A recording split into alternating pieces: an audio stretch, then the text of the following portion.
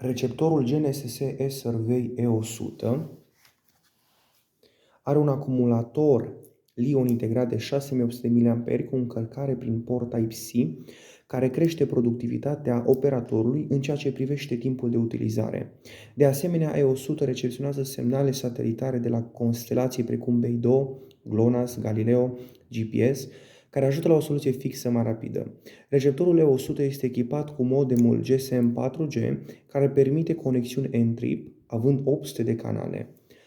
Pachetul complet vine cu receptor GNSS E100, cardul de garanție, încărcătorul care are și un adaptor și cablul de încărcare Type-C.